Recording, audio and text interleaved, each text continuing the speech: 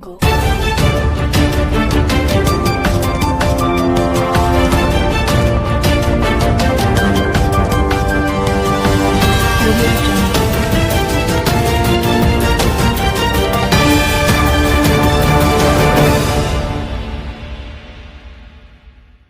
उसको आगे और भी तंदुरुस्त करने के लिए हम लोग आज इसी प्रेस कॉन्फ्रेंस में आप लोग को सब मिली। डेमोक्रेसी में नहीं चलता है, सारा भारत में जितना सारे स्टेट है आप कहीं नहीं देखेंगे।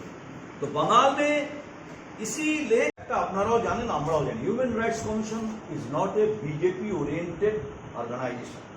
তারা ভারতবর্ষের সাংবিধানিক ব্যবস্থায় তাদের একটা মৌলিক সত্তা আছে।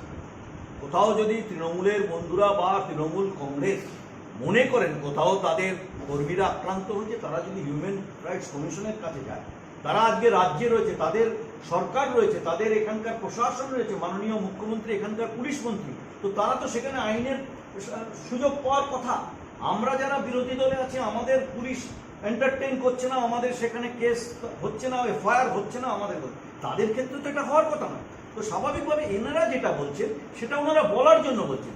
আজকে পশ্চিমবাংলায় এমন একটা ধারা তৈরি হয়েছে, তৃণমূল কংগ্রেসের নেতৃত্ব যা বলবেন সেটা আমাকে ভগবত গীতার বাণী হিসাবে মানতে হবে, এবং আমরা যারা বিরোধী দলের মানুষ আমরা কোনো অভিযোগ করলে সেটা একটা মিথ্যা বানানো অভিযোগ, এরকম একটা সিনারিও তৈরি করার চেষ্টা।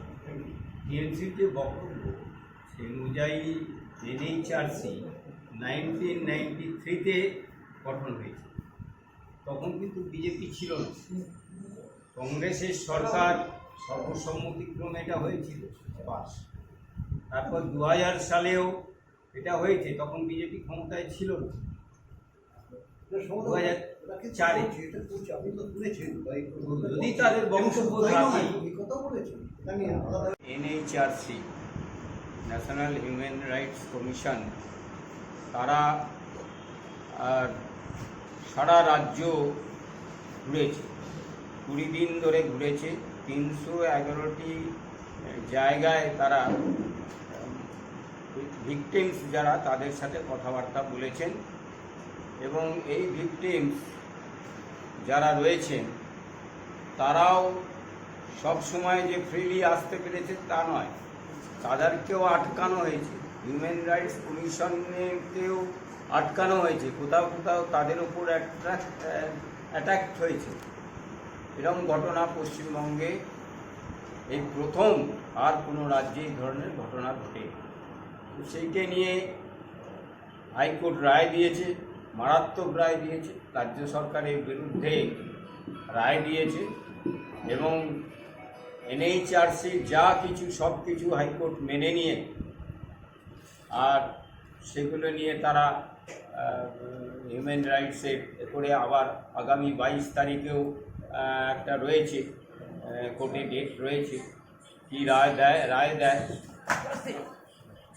তো পরবর্তীকালে আমাদের উপর সন্ত্রাস, গতকালও দেখলাম একজনকে রায়গঞ্জে মেরে ঝুলিয়ে দেওয়া হয়েছে, এবং তার মুখে আর তৃণমূলের ফ্ল্যাগ বেঁধে দেওয়া হয়েছে। সে আমাদের একজন সক্রিয় কর্মী। এই যে সন্ত্রাস, এই পরবর্তী সন্ত্রাস, এটা পশ্চিমবঙ্গের মানুষ কখনোই মেনে নেবে না, এবং এটা নিয়ে আজকে সর্বত্র আমাদের এই প্রেস কনফারেন্স চলছে। এনএইচআরসি নিয়ে যা বক্তব্য আমার যে মিডিয়া প্রবক্তা আছেন প্রণবদা আপনাদের সামনে রাখবেন, এবং আগামীকাল আমাদের এই যে শহীদ, যেটা পঞ্চায়েত ইলেকশন থেকে হয়ে আসছে, প্রায় 200-র কাছাকাছি সংখ্যায় চলে গেছে, সেই শহীদ স্মরণে আগামীকাল আমরা 1:30টার সময় আর ভার্চুয়ালি সমস্ত জায়গায় সারা পশ্চিমবঙ্গের বুথ স্তরে আমাদের ভার্চুয়ালি সভা হবে, এমনকি দিল্লি গান্ধীঘাটেও, আর সেখানকার বাংলার সাংসদরা সেখানে ভার্চুয়ালি সভা করবেন। এই যে সভা, এই সভার সর্বত্র বুথ স্তর পর্যন্ত এই সভা আমাদের চলবে এই শহীদ স্মরণে। সেই শহীদ স্মরণের যে সভা সেটা আগামীকাল আমরা করব। আজকে আমাদের এনএইচআরসির রিপোর্ট, সেই রিপোর্টের ভিত্তিতে আমাদের যিনি প্রবক্তা আমার জেলার অনুপদাকে বলছি তার বক্তব্য রাখার জন্য। বিষয়টা মাননীয় জেলা সভাপতি শ্যামলদা বললেন। আপনারা জানেন আমাদের আজকের এই আপনাদের সঙ্গে মিলিত হওয়া, এটা মূলত ন্যাশনাল হিউম্যান রাইটস কমিশনের যে রিপোর্ট, তার ভিত্তিতে হাইকোর্টে যে পাবলিক লিটিগেশন হয়েছে, পাবলিক ইন্টারেস্ট লিটিগেশন যে মামলা, সেখানে এই রিপোর্ট জমা হয়েছে। তো এই রিপোর্টটা নিজের মধ্যে একটা অনন্য, সারা ভারতবর্ষে হিউম্যান রাইটস কমিশন ডেমোক্রেসির ক্ষেত্রে একটা বড় তাদের ভূমিকা রয়েছে। সেই হিউম্যান রাইটস কমিশন এই রিপোর্ট নিয়ে বলছে আমাদের এই ওয়েস্ট বেঙ্গলে রুল অফ ল নয়, ল অফ দ্য রুলার চলছে। রুলার এখানে যেটা মনে করছে, টেম্পারিং এভরিথিং, সমস্ত রকমের আইনের বাইরে গিয়ে পশ্চিমবঙ্গের সরকার এখানে ruler of the law of the ruler চালু করেছে। এই ফাইন্ডিংসটা, এটা হচ্ছে হেডিং হিউম্যান রাইটস কমিশন। পশ্চিমবাংলায় শুধুমাত্র তৃণমূলের বিরুদ্ধে ভোট দেওয়ার জন্য লাখো সংখ্যার বিরোধী দলের সমর্থক কর্মীদের উপর আক্রমণ হয়েছে, এবং সেই আক্রমণ এমন পর্যায়ে গেছে তাদেরকে হাসপাতালে যেতে দেওয়া হয়নি, তাদেরকে পুলিশের কাছে কমপ্লেন করতে বাধা দেওয়া হয়েছে। পুলিশ কোথাও শতপ্রবৃত্ত মামলা করে, পুলিশ যারা অত্যাচারিত তাদের পক্ষে গণতান্ত্রিক সাংবিধানিক তাদের যে অধিকার, সেই অধিকার রক্ষার জন্য এগিয়ে আসে। শুধু তাই নয়, পশ্চিমবঙ্গের বিভিন্ন জেলার এসপি, বিভিন্ন জেলার যারা অ্যাডিশনাল এসপি, যারা সেখানে ডিসিপি, এসিপি, তারা প্রত্যেকে nexus with the hooligans, nexus with the criminals, nexus with the political party, তারা সেখানে অবাধে আর শুধুমাত্র বিরোধী দলের পক্ষে ভোট দেয়া, শুধুমাত্র বিরোধী দলের হয়ে কাজ করার জন্য তাদের উপর ওই অত্যাচারকে সহায়তা করেছে।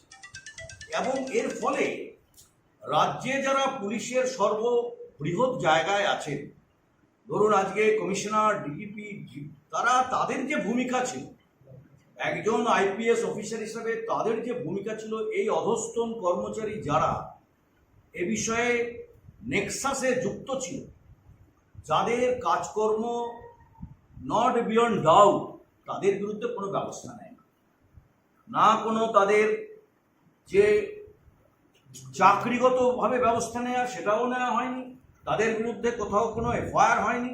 এটা অত্যন্ত দুঃখজনক ঘটনা। Not only that, national human rights commission বলছে যেখানে আমরা ভিকটিমদের সঙ্গে দেখা করতে যাচ্ছি, সেখানে পর্যন্ত স্থানীয় পুলিশ নীরব দর্শকের ভূমিকায় রয়েছে। আমাদের বিরুদ্ধে যখন সেখানকার স্থানীয় একটা দলের নেতৃত্ব কর্মীরা আক্রমণ করছে, আমাদের বাধা দিচ্ছে, তারা সেখানে সাইলেন্ট স্পেক্টেটরের ভূমিকা পালন করছে। আজকে গণতন্ত্রে বিরোধিতা থাকবে, কিন্তু পশ্চিমবাংলায় যেভাবে গণতন্ত্রকে হত্যা করা হচ্ছে, দিস ইজ ভেরি অ্যালার্মিং। এবং সারা ভারতবর্ষে কোনো রাজ্যে এই ঘটনার কোনো নজির নাই। তো আজকে সেই জন্য হাইকোর্ট বলছে পশ্চিমবাংলার শুধু সাধারণ কার্যকর্তা, কর্মী, সরকারি দলের তারা যে শুধু আক্রমণ অত্যাচার করেছে নয়, মন্ত্রী থেকে শুরু করে এমএলএ পর্যন্ত অনেকের নাম নিয়েছে সেখানে। আপনারা অনেকে জানেন বিষয় যে এমএলএ এবং মন্ত্রী তাদের পর্যন্ত নির্দিষ্ট করে নাম পশ্চিমবাংলায় এসছে যে তারা একেবারে হেইনিয়াস ক্রাইমের সঙ্গে যুক্ত। তাদের নির্দেশে মানে একটা শ্রেণীর তথাকথিত ক্রিমিনালস তারা দাপিয়ে বেরিয়েছে এলাকা, সেখানে মানে জেসিবি নিয়ে গিয়ে বিরোধী দলের বাড়িঘর গুড়িয়ে দেওয়া হয়েছে। কোনো প্রশাসন পশ্চিমবাংলায় অবশিষ্ট ছিল বিগত 2 তারিখে রেজাল্ট বেরোয়ার পর থেকে পশ্চিমবাংলায় একটা ভয়াবহ সন্ত্রাসের বাতাবরণ। আর সেই বিষয়টা ন্যাশনাল হিউম্যান রাইটস কমিশন আজকে তুলে ধরেছে। সারা ভারতবর্ষে আপনারা জানেন যে এর সপক্ষে মানে এই রিপোর্ট এবং এই রিপোর্টের আগেও অনেক সিভিল সোসাইটির মানুষ ভারতবর্ষের রাষ্ট্রপতির কাছে চিঠি দিয়েছে, যা মানে deteriorating law and order situation in Bengal, এটা নিয়ে সকলেই খুব উদ্বিগ্ন। এই জায়গাটায় দাঁড়িয়ে আমরা আজকের এই প্রেসের বন্ধুদের সঙ্গে যে আজকে আমরা মিলিত হয়েছি, আমরা পশ্চিমবাংলায় গণতন্ত্রকে সমুজ্জ্বল রাখার স্বার্থে, পশ্চিমবঙ্গের মানুষের গণতান্ত্রিক এবং সাংবিধানিক অধিকার রক্ষার স্বার্থে আমরা মানুষকে অবহিত করা, মানুষকে সচেতন করা, আগামী দিনে তার বিরুদ্ধে প্রয়োজন হলে আমাদেরকে রাস্তায় নেমে এর বিরোধিতা করার জন্য আমাদের আগামী দিনে সকলকে নিয়ে চলতে হবে। এটা আমরা মনে করি ডেমোক্রেসিতে কেউ হারবে, কেউ জিতবে, নির্বাচন আসবে, নির্বাচন যাবে, কিন্তু তার মানে এই নয় যে মানুষের গণতান্ত্রিক অধিকার, মৌলিক অধিকার, তাদের দৈনন্দিন কাজকর্মের ক্ষেত্রে বাধা হওয়া। অনেক গরিব মানুষ, তাদেরকে 100 দিনের কাজে নেওয়া হচ্ছে না বিকজ তারা বিরোধী পক্ষে ভোট দিয়েছে, নট অনলি বিজেপি, ইভেন কোথাও দেখা যাবে আইএসএফকে ভোট দিয়েছে, তাদেরকে কাজ দেওয়া হচ্ছে না, কোথাও দেখা যাবে কংগ্রেসকে ভোট দিয়েছে, তাদের কাজ দেওয়া হচ্ছে না। সেই কারণে হয়তো হেরেছে সেখানে রুলিং পার্টি। এই যে discrimination in the name of politics, in the name of political affiliation and colour, it is unacceptable. এইটুকু বিষয় আমাদের আজকে বলার আছে। ভ্যাকসিন নিয়ে আজকে বলবো।